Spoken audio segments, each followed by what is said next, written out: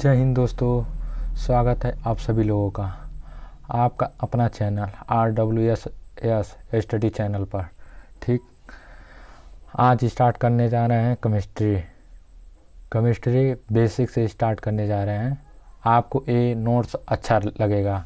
जो बच्चे 8, 9, 10, 11, 12 पढ़ रहे हैं, कंपटीशन लाइन का भी एग्ज़ाम दे रहे हैं, इन लोगों के लिए बहुत फ़ायदेमंद है ये क्लास और ये सब्जेक्ट और ये नोट्स।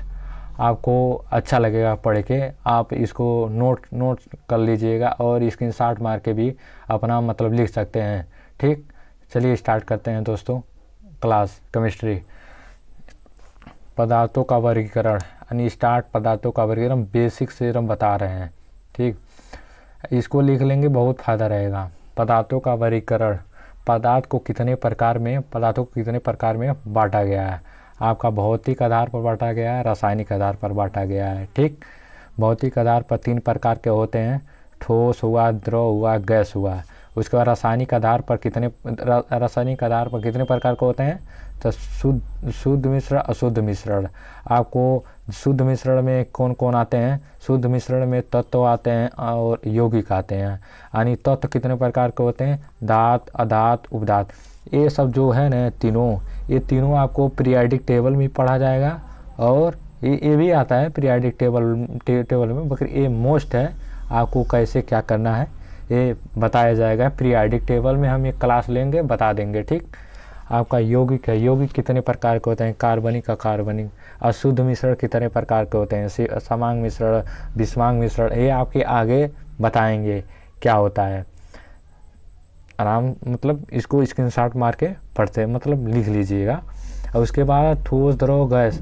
ये ठोस, द्रव, गैस तीनों का डिफिनेशन हम बताने जा रहे हैं।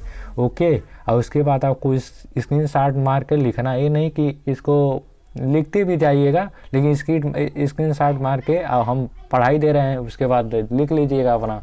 ठीक, सॉलिड यानी इंग्लिश भी इसमें मतलब पूछा जाता है, कभी कभी इंग्लिश भी आना अनिवार्य रहता है। आजकल इंग्लिश का भी वैल्यू बहुत बड़ा बढ़ गया है। और उसके बाद आपको सॉलिड माने क्या होता है? ठोस होता है। ठोस का डिफिनेशन, ठोस वे पदार्थ हैं जिनका आकार तथा आयतन दोनों ही निश्चित रहता है। जैसे पत्थर हुआ, लकड़ी हुआ, लोहा हुआ, मेज हुआ, कुर्सी हुआ। जहाँ रखेंगे उसी का आकार तो है, आयतन भी ले लेंगे, दोनों ले लेंगे, निश्चित रहता है ना। ठीक, उसके बाद आपका द्रव हो गया, लिक्विड माने द्रव होता है।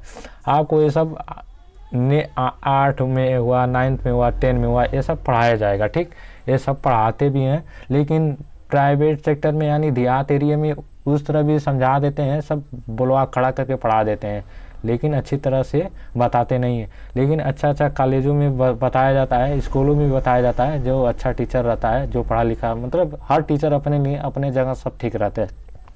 ठीक, उसके बाद द्रव हुआ।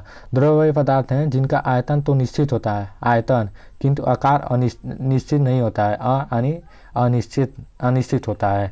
जैसे दूध हुआ, दूध का मतलब आकार अनिश्चित रहता है ना। जैसे गिलास में रखोगे दूध तो उसी का आयतन ले लेगा, गिलास का ही। केतली में रखोगे तो केतली का आयतन ले लेगा, उसी का मतलब लेगा।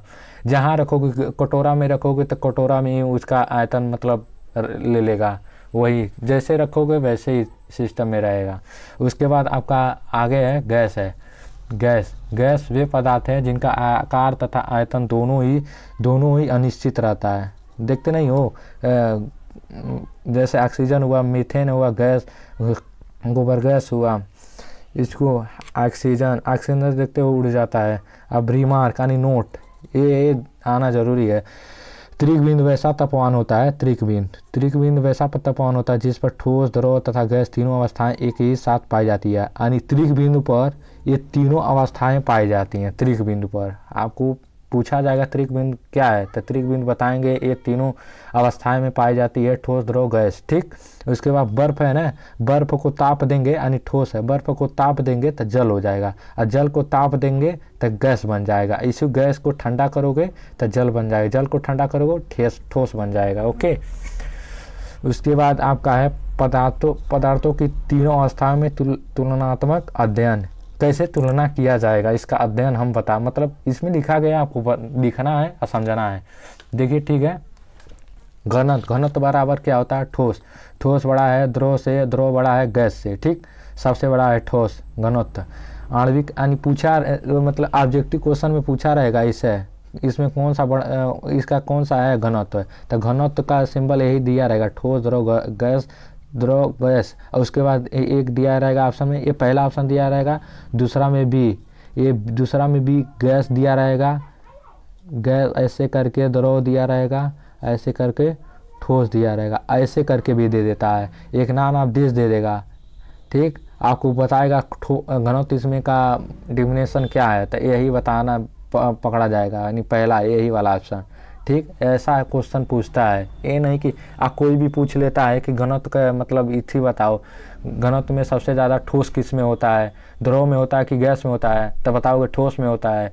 तो उसके बाद आपका दूसरा क्या है, आणविक आकर्षण बल। आणविक आकर्षण बल में क्या आपका ठोस बहुत ज़्यादा होता है, द्रव उसके बाद होता है गैस होता है, ये वही वाला है। घनत्व का प्रसार क्या होता है, रेंज, प्रसार माने रेंज बोला जाता है इसको। और उसके बाद प्रसार में सबसे ज़्यादा महत्व किसको दिया जाता है, गैस में, द्रव, उसके बाद ठोस में। और उसका विसरण का क्या होगा, गैस हुआ, द्रव हुआ, ठोस हुआ, वही होगा। गतिज ऊर्जा, सबसे ज़्यादा गतिज ऊर्जा में गैस आता है, द्रव आता है, ठोस होता है, सबसे बड़ा होता है। अंतराणविक स्थान किसका सबसे ज़्यादा होता है, गैस का अंतराणविक स्थान सबसे ज़्यादा होता है, क्योंकि वो बहुत ज़्यादा फैल जाता है। देखते नहीं, एक रूम में सेंट मारोगे पूरा फैल जाता है। और उसके बाद द्रव हुआ, कहीं रास्ते में जाओगे तो पूरा मतलब अच्छी तरह सुगंध देते जाओगे। उसका द्रव हुआ, ठोस हुआ। चलिए ठीक है दोस्तों, आज की क्लास ये मतलब आज की क्लास यहाँ ही बंद करते हैं। जय हिंद दोस्तों, बाय।